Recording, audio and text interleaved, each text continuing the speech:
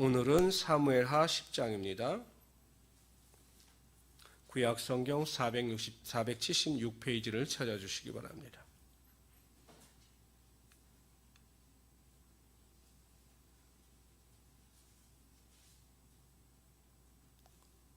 구약성경 476페이지 사무엘하 10장 말씀이 되겠습니다.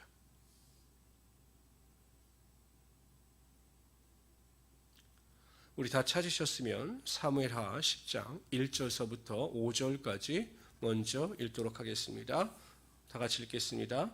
그 후에 암몬 자손의 왕이 죽고 그의 아들 하논이 대신하여 왕이 되니 다윗이 이르되 내가 나하스의 아들 하논에게 은총을 베풀되 그의 아버지가 내게 은총을 베푼 것 같이 하리라 하고 다윗이 그의 신하들을 보내 그의 아버지를 조상하라 하니라.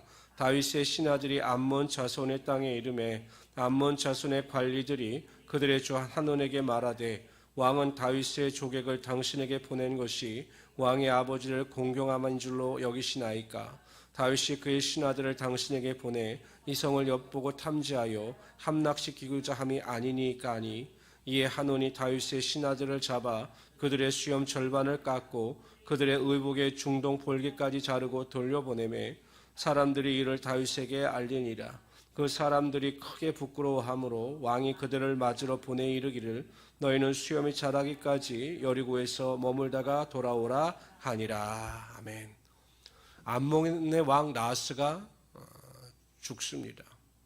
아마 그 이전에 다윗과 나하스는 화목한 관계를 유지하고 있었기 때문에 이에 다윗은 그 나하스의 장례 조문객을 파견합니다. 긍정적이고 또 어찌 보면 당연히 해야 할 일을 할 마음으로 보낸 것입니다. 그런데 그 다윗의 애도를 그 나하스의 아들 하논이 믿지 못했습니다. 그의 신하들이 다윗이 조문객을 보낸 것은 당신의 아버지의 죽음을 슬퍼해서 보내고 또한 위로하기 위해서 보낸 것이 아니라 이 땅을 정탐하기 위해서 보낸 것이다 라고 이야기를 하니 하논이 그것을 그대로 믿고 이 조문객들을 수치스럽게 하여 돌려보냅니다. 수염을 반을 자르고 또한 바지를 궁둥볼기가 올 때까지 잘라서 아주 수치스럽게 다윗에게 돌려보냅니다.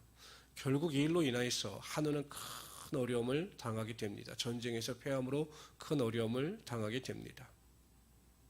하논과 그의 신하들에게는 올바른 것을 볼 줄 아는 지혜가 없었던 겁니다.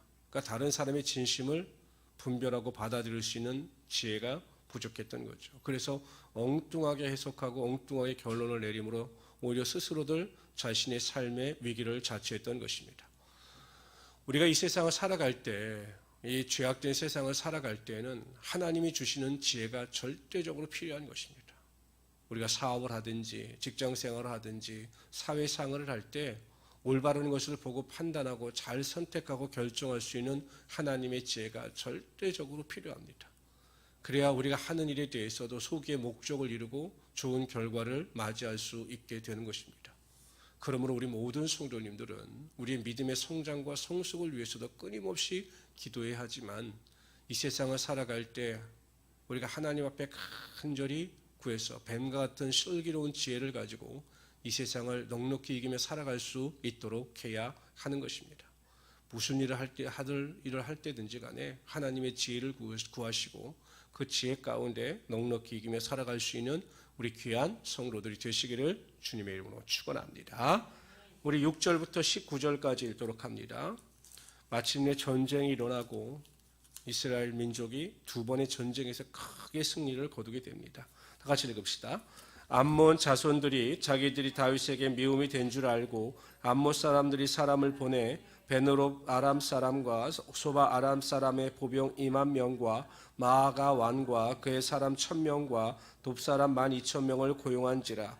다윗이 듣고 요압의 용사의 온 무리를 보내매 암몬 자손은 나와서 성문 어귀에 진을 쳤고 소바와 르옵 아람 사람과 돕과 마아가 사람들은 따로 들에 있더라.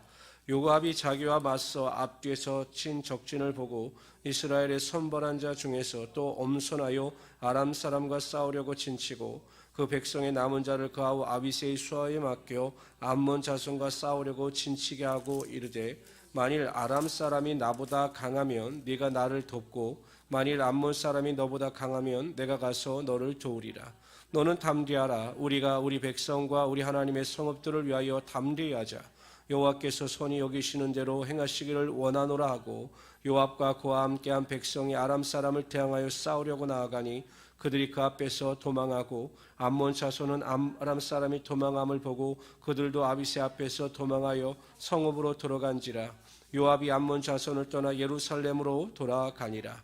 아람 사람이 자기가 이스라엘 앞에서 패하였음을 보고 다 모임에 하다레셀이 사람을 보내 강 건너쪽에 있는 아람 사람을 불러내매 그들이 헬람에 이르니 하다레셀의 군사령관 소박이 그들을 거느린지라. 어떤 사람이 다윗에게 알림해 그가 온 이스라엘을 모으고 요단을 걸러 헬람에 이름에 아람 사람들이 다윗을 향하여 진을 치고 더불어 싸우더니 아람 사람이 이스라엘 앞에서 도망한지라. 다윗이 아람 병거 700대와 마병 사람 10,000명을 죽이고 또 군사령관 소박을 치매 거기서 죽으니라. 하다레셀에게 속한 왕들의 자기가 이스라엘 앞에서 패함을 보고 이스라엘과 화친하고 섬기니 그러므로 아람 사람들이 두려워하여 다시는 암몬 자손을 돕지 아니하니라. 암몬 사람들은 결국 하늘을 비롯해 그의 신하들은 자신들이 다윗의 눈밖에 난 것을 알았습니다. 그래서 전쟁을 벌입니다. 그런데 자신들의 능력이 부족한 걸 안 암몬은 아람 족속을 끌어들입니다. 용병으로 끌어들여서 그들을 전쟁에 동참케 합니다.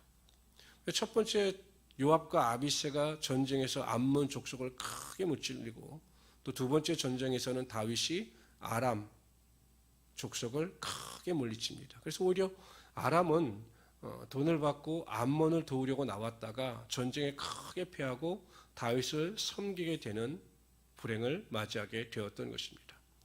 다윗이야 우리가 잘 알고 있듯이 하나님을 절대적으로 의지하고 하나님을 신뢰하는 자였기 때문에 하나님께서 그를 통해서 승리케 하시는 것은 당연한 일이었습니다. 그런데 암몬과의 전쟁에 임하는 그의 신하 요압이나 아비새 또한 하나님께 대한 온전한 믿음이 있었습니다. 특히 요압은 전쟁을 함에 있어 자신의 용맹이나 능력을 의지한 것이 아니라 하나님께서 자신들을 철저히 도우심을 믿고 담대함을 가지고 나갔던 거죠. 왜냐하면 연합군은 어마어마한 군사력을 가지고 나왔는데 이 요압이 전쟁을 할 때는 이스라엘 백성들 중에서 소수만을 선택해서 그 전쟁에 임했습니다. 그런데 크게 승리를 거둘 수 있었던 것은 하나님에 대한 요압의 올바른 믿음이 있었기 때문입니다. 우리 한번 12절을 읽어봅시다. 요압의 고백입니다. 다시 한번 12절 읽습니다. 크게 너는 담대하라. 우리가 우리 백성과 우리 하나님의 성읍들을 위하여 담대히 하자. 여호와께서 선히 여기시는 대로 행하시기를 원하노라 하고 요압은 이스라엘 민족의 성읍들을 하나님의 성읍이라고 이야기합니다. 우리들의 성읍이 아니라 하나님의 성읍이다.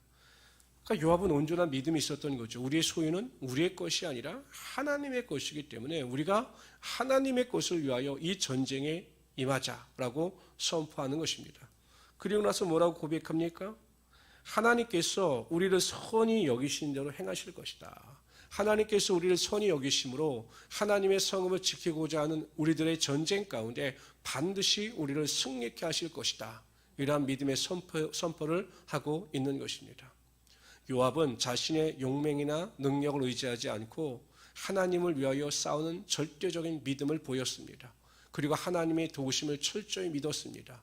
그럴 때 하나님께서 그와 함께하여 주셔서 그 암몬 자손의 거대한 군사력 앞에서도 패하지 않고 완전한 승리를 거두게 하여 주신 것입니다. 우리가 새벽마다 하나님 앞에 부르짖고 기도하는 이유가 무엇입니까? 우리가 할 수 있는 것은 아무것도 없고 오직 하나님의 도우심만이 필요한 것입니다 라는 것을 인정하고 하나님의 도우심을 구하기 위하여 우리가 이렇게 간절히 기도하는 것입니다. 깨어 기도하고 믿음으로 기도하고 하나님의 도우심을 구하는 자들, 그래서 하나님의 영광을 위하여 살아가는 여러분들에게 하나님께서 요압에게 허락하여 주셨던 것처럼 하나님의 큰 승리가 반드시 나타나게 하여 주실 것입니다. 그래서 우리 모든 성도님들은 항상 겸손한 마음을 가지고 하나님의 도우심을 구하며 오늘 하루도 주님 안에서 넉넉히 승리하며 살아가시는 하나님의 귀한 성도들이 되시기를 주님의 이름으로 축원합니다.